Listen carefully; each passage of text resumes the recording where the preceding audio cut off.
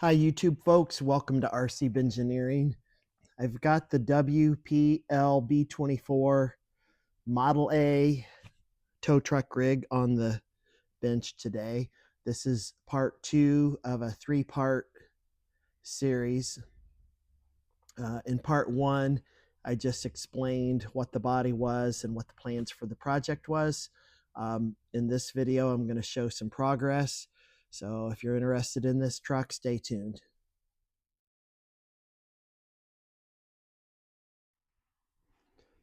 All right, so the body isn't actually fastened to the chassis yet because it's still a work in progress, but we'll come back to that. But since the first video, I gave this a good scrub and I clear coated it with a flat clear so that the rust and stuff that are actually natural to the truck, I didn't cause that to preserve it so it doesn't get any worse. On the front, since the last video, I've put these lights on, and this still needs painted. It's made out of a piece of gutter. These lights on the truck, they're like welded shut. I can't really alter them to get bulbs inside there or anything. So I got these lights from Injora. The styling is, I guess, similar, an old style styling. I've just got the wiring fastened up in a zip tie for now so that that can be part of the rest of the wiring harness when I get that far, because it's also going to have tail lights and reverse lights.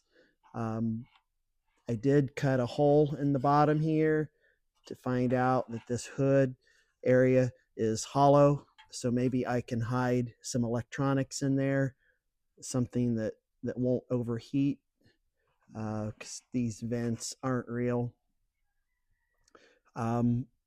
And then in the picture you saw I had a tow chain across these hooks.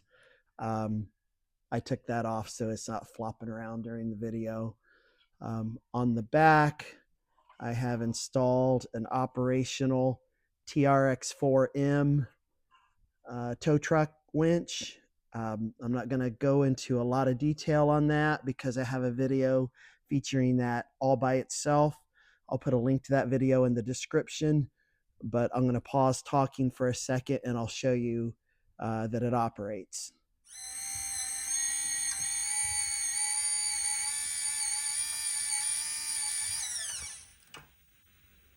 So that's as far as I've gotten on the body so far. Also, this little piece that I made to hide this hole in the front basically and have a spot for the fog lights, it's part of how the body is going to be mounted to the chassis. Let's scoot on over to the chassis for a minute. I lowered the motor using these shock mounts because the motor stuck up a little bit.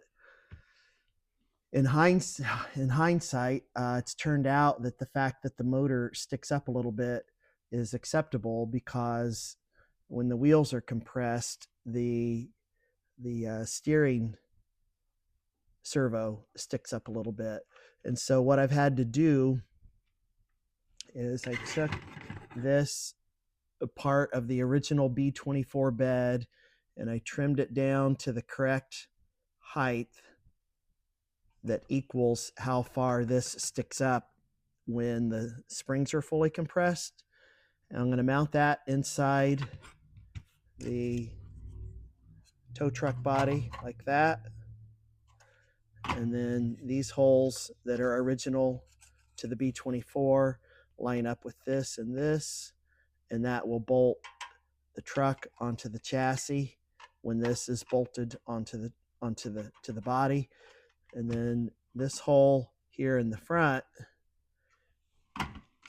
lines up with this hole on the this cross bracket, and I need to make some kind of spacer to put in there that's equal to this amount of space.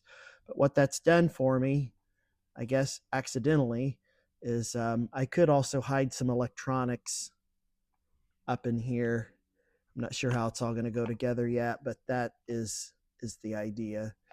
I converted the front end to the servo mounted to the axle instead of mounted to the framework.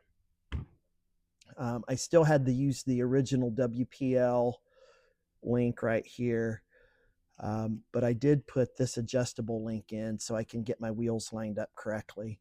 But the problem that I've created for myself is when the weight is completely unsprung, there's a little bit of rub right here. I mean, it's close.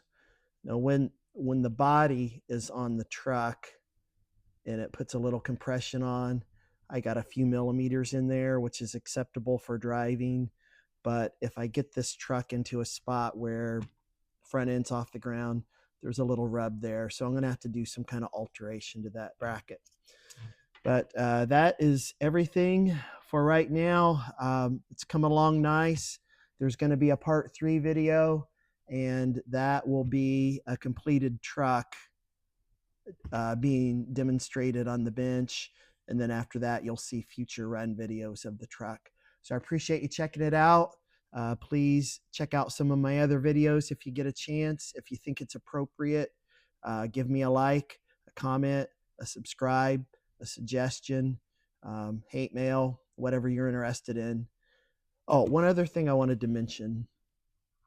See if anyone wants to give me a suggestion.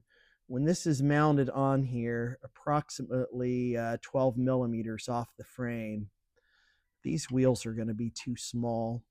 I'm having troubles deciding if the bigger wheels should be a sharp, clean, nice wheel or a patinaed wheel to match the old body.